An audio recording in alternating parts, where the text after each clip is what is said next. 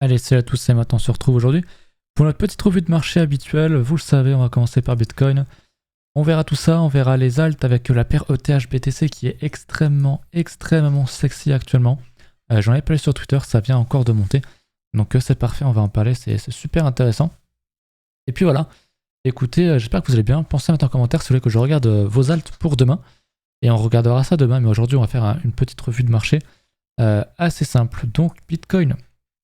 En hebdo, on a bien rejeté sur la résistance. On vient pour l'instant se stopper sur le premier arrêt, donc le 38.2. Donc de ce bottom là à ce top ici. Je suis en log. Je pensais que j'étais en linéaire. De toute façon, c'est quasiment le même niveau, ça change pas grand chose ici. Donc voilà, on marque un premier stop. On n'est pas venu chercher mon petit niveau, mais c'est pas bien grave en daily. On voit qu'on a une petite remontée ces derniers jours.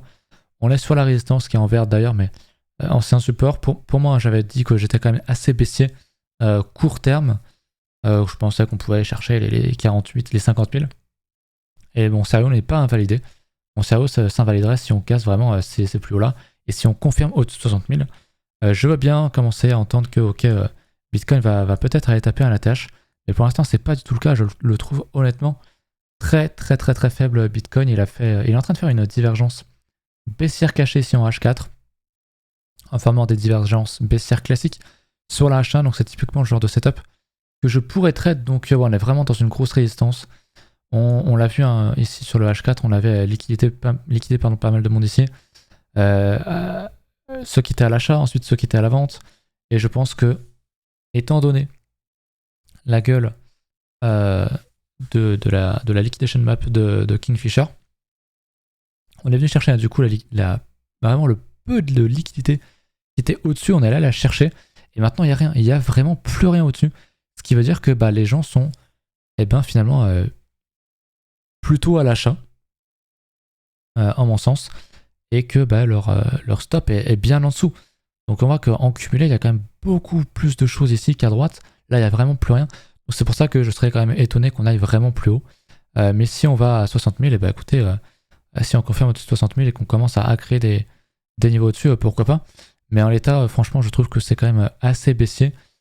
Ça changerait absolument rien à la tendance de fond. On reste, moi et Tilt, très bullish. D'ailleurs, je sais pas si sur court terme, il est aussi bearish que moi ou pas. Mais là, honnêtement, on pourrait tout à fait revenir, pourquoi pas, sur le 50%, à 48, 50 000. Ça ferait peur à beaucoup de personnes, je pense. Et ce serait pas forcément, ça remettrait pas du tout en cause la tendance de fond. Alors, la sur-résistance, on rejette, c'est tout à fait normal. On peut tout à fait rejeter un petit peu, aller chercher ces niveaux-là et ensuite consolider pour mieux casser. Ce serait pas un drame, vraiment loin de là. Bitcoin est moins intéressant, on va le voir juste après avec Ethereum. Mais pour BTC, voilà, on va dire que comme je suis assez bullish long terme et bearish court terme, on va dire que je suis neutre, mais quand même bearish très court terme. Je pense que la semaine qui arrive, on va dire dans les 2-3 semaines, je vois mal Bitcoin taper un ATH en mois de décembre. Après, s'il en fait un, tant mieux. Je suis pas devin, mais ça me semble peu probable. Dans tous les cas, c'est pas ce que je trade encore une fois. Je l'avais expliqué sur Twitter. Parce que c'est les alts que je trade, parce que c'est les alts qui sont super intéressantes. On le voit avec la paire Ethereum Bitcoin. J'ai pas parlé du funding sur PTC, mais c'est vrai que du côté des bulls, si je voulais être bullish, et c'est le cas dans le fond, on a un funding qui est quand même très plat. Alors il est pas dans le rouge, on n'est pas dans le négatif, mais on est quand même très plat. On voit qu'il n'y a pas une énorme folie non plus à la hausse. C'est pour ça que je suis quand même assez mitigé et assez neutre finalement. L'open interest monte, il consolide. Je m'attends à de la liquidation. Au nord, au sud, je sais pas trop, je dirais quand même plus au sud. Mais sinon, en fait, j'ai des signaux qui sont quand même bullish et d'autres qui sont bearish à plus court terme. Donc voilà, on a un spread quand même assez élevé, donc ça serait pas décollant de venir tomber un petit peu. On a un CVD qui ne fait que tomber, alors que très clairement, on est dans une tendance qui est haussière ici. Donc honnêtement, c'est haussier, mais on peut quand même aller tomber, chercher, pourquoi pas aller 48 000, pourquoi pas la ligne de coup ici à 44, 45. Ça resterait, j'aurais toujours mon biais haussier. Pour que je perde vraiment mon biais haussier moyen à long terme, il faudrait qu'on casse ce niveau-là, voire celui-là. Mais on en est vraiment très loin. Donc voilà, je pense qu'on peut, encore une fois, faire une seconde vague en fait. On a fait une vague là, on pourrait remonter un peu et faire une seconde vague et trouver un bottom dans ce coin-là, pourquoi pas. Mais on verra ça plus tard. Ce qui m'intéresse, moi, c'est vraiment la paire ETH-BTC. Avec les alts, hein, d'ailleurs, mon alerte qui a sonné, on est en train de casser la résistance. Donc si on confirme comme ça, Ethereum va vraiment lead le marché crypto, je pense, dans les prochaines semaines, voire même prochains mois à venir. Et c'est bon pour les altcoins, major, mid-cap et minor, donc les shitcoins. Ça sent très bon. On veut un Ethereum qui soit vraiment fort face à BTC pour une alt season comme on a pu l'avoir ici. Et si on refait une autre leg, c'est très bien en fait. C'est vraiment très très bien. On casse vraiment cette grosse raise. Alors on l'a pas encore tapé un ATH avec le marque comme ceci ATH, voilà. Mais c'est quand même très très bien ce qu'on fait. Je serais étonné maintenant qu'on confirme tout ça, qu'on aille faire un truc comme ça maintenant qu'on a cassé en bas. Ça serait très très très étonnant. Donc je reste personnellement majoritairement exposé sur les alts.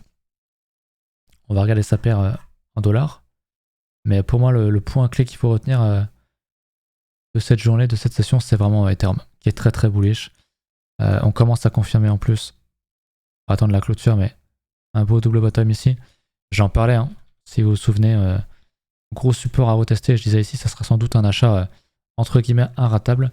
Et pour l'instant, il est en train de payer, on est en train de confirmer. Si on confirme ça ce soir, franchement, il y a un trade très simple qui se profile à mon sens, c'est ça.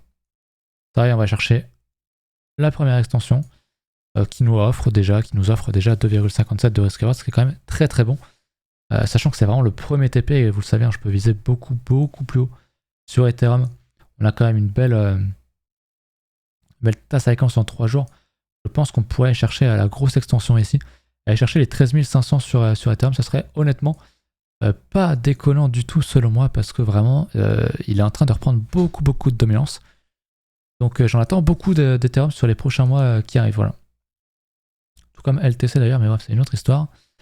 Qu'est-ce que je pourrais évoquer en plus? J'ai encore un petit peu de temps. On a le Zora qui pète bien. Globalement, les alts remontent un petit peu. Les shit un peu moins. Mais il y a certaines caps qui montent quand même pas mal. Le Zora que j'avais déjà présenté il y a pas mal de temps, qui a une belle résistance ici. On la rattaque, donc voilà, tout ça coïncide un petit peu. Hein. Si on casse sur Ethereum, je serais pas étonné de voir un Zora faire un truc comme ça et partir en bulle, faire sa bulle, parce qu'il en a toujours pas connu, par exemple.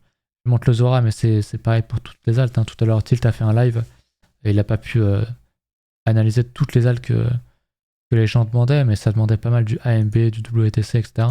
Parce qu'on en parle beaucoup, mais voilà, on est sur encore une fois, une grosse résistance qui a été testée, retestée. Il y a un peu de volume, donc ça sent la cassure, faut pas anticiper, mais ça sent quand même la cassure, et si on casse sur Ethereum Bitcoin, on va casser ici, hein, vraiment, on va faire un truc comme ça, c'est quasi sûr. Si Ethereum Bitcoin casse dans les semaines qui vont suivre, il y aura toujours un petit peu de latence.